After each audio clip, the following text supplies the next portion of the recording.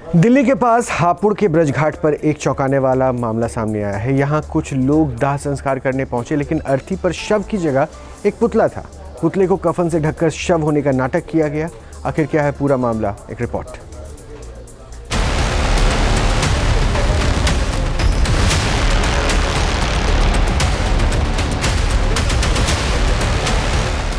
शमशान घाट में कहां से आया पुतला? शव की जगह किसने रखा प्लास्टिक का पुतला?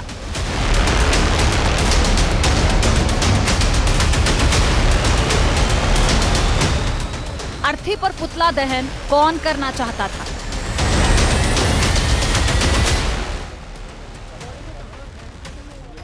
गंगा के घाट पर एक अर्थी रखी थी।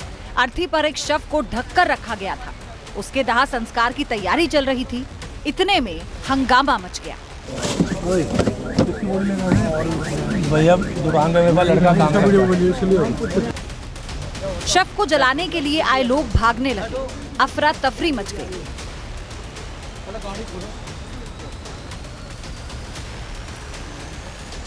जब शव पर रखे कफन को हटाया गया तो पता चला कि वो एक पुतला है।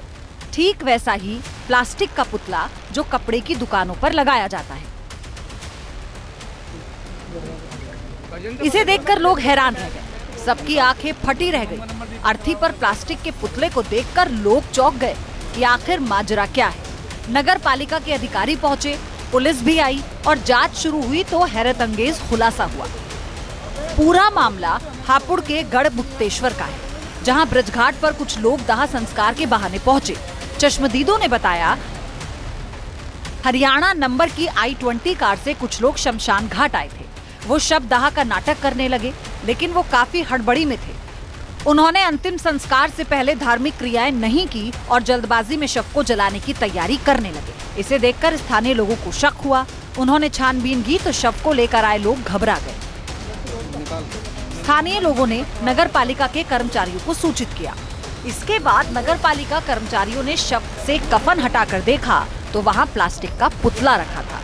दिल्ली निवासी कपड़ा व्यापारी अपने नौकर का अंतिम संस्कार करने पहुंचा था, लेकिन नौकर का अंतिम संस्कार की जगह वो डमी का अंतिम संस्कार कर रहा था, जिसका कारण था कि इंश्योरेंस लेने के लिए उसने अपने नौकर को मरा हुआ दिखा दिया था। कपड़ा व्यापारी का नौकर अंशुल, जो कुछ साल पहले उसके यहाँ नौकरी करने आया था, लेकिन कपड़ा व्यापारी जो है वो कर्जे में डूबा हुआ था, जिसके कारण उसने अपने नौकर अंशुल के कागज़ लेकर 50 लाख रुपए का उसका बीमा किया और लगातार उसकी किस्त भरता रहा, जिसकी जानकारी अंशुल को नहीं थी। और कुछ दिन पहले उसे बीमार दिखाकर और फिर उसके बाद उसे मृत दिखाकर यहाँ पर जनपद हापुड़ की गढ़ कोतवाली क्षेत्र के तीर्थ नगरी में डमी का अंतिम संस्कार कर यह वहाँ से अंशुल का मृत्यु प्रमाण पत्र लेने के लिए आया था, जिससे वो उसका इंश्योरेंस क्लेम 50 लाख रुपए ले सके। जांच पड़ताल में पता चला कि पूरा मामला बीमा घोटाले का निकला। इस पूरी साजिश का मास्टरमाइंड कमल सोमानी नाम का कारोबारी है, जो दिल्ली के कैलाशपुरी का रहने वाला है। उस पर 50 लाख रुपए का कर्ज हो गया था। इस भारी भरकम कर्ज से उबरने के लिए उसने एक बड़ी धोखाधड़ी का प्लान तैयार किया। अंशुल नाम का एक कर्मचारी कमल की दुकान पर काम कर चुका था। कमल ने करीब 1 साल पहले अंशुल का आधार और पैन कार्ड धोखे से ले लिया और उसके नाम से 50 लाख रुपए का बीमा करवा लिया। कमल लगातार बीमे की किश्तें भरता रहा। इसके बाद अंशुल फर्जी मौत दिखाकर बीमे का क्लेम करना चाहता था। तो डमी की मैं तस्वीर आपको दिखा रहा हूँ। इसी डमी को ब्रजघाट पर लेकर पहुँचे थे और बताया था कि हमारा नौकर है, अस्पताल में इलाज के दौरान उसकी मौत हो गई। मौत दर्शाकर यहाँ से मृत्यु प्रमाण पत्र बनवाने के बाद उस इंश्योरेंस के पैसे को हड़पने की पूरी तरीके से कोशिश थी। 2 दोस्तों को पंडितों की शिकायत पर गढ़ मुक्तेश्वर थाना पुलिस ने गिरफ्तार किया। ये दोनों डमी जो हैं, फिलहाल इनको जब्त कर लिया गया है। इसी प्लानिंग के तहत कमल अपने दोस्त आशीष खुराना के साथ पुतले लेकर हापुड़ के शमशान में दाह संस्कार का नाटक करने पहुंचा।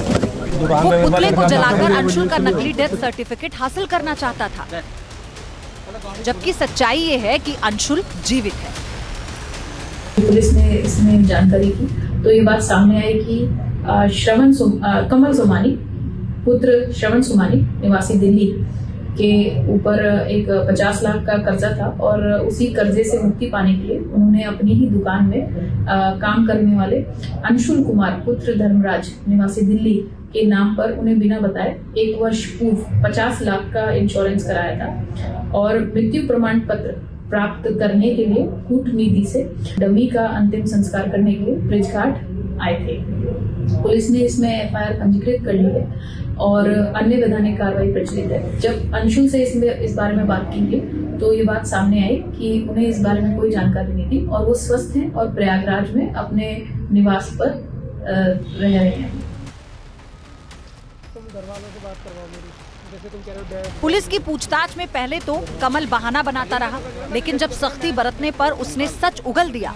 पुलिस ने कमल और उसके दोस्त आशीष को हिरासत में ले लिया है।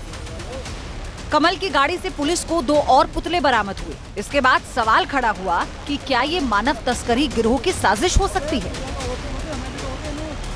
क्या कमल कुछ और लोगों का फर्जी अंतिम संस्कार कराना चाहता था? बहरहाल पुलिस पूरे मामले की छानबीन कर रही है। Team news nation. जहां भक्ति है हर शब्द में, कथाओं में छुपे हैं दिव्य रहस्य और ज्योतिष देता है जीवन को दिशा। धर्म से जुड़ी हर बातों को जानने के लिए हमारे चैनल स्तुति को सब्सक्राइब करें। चैनल पर जाने के लिए इस लिंक पर क्लिक करें।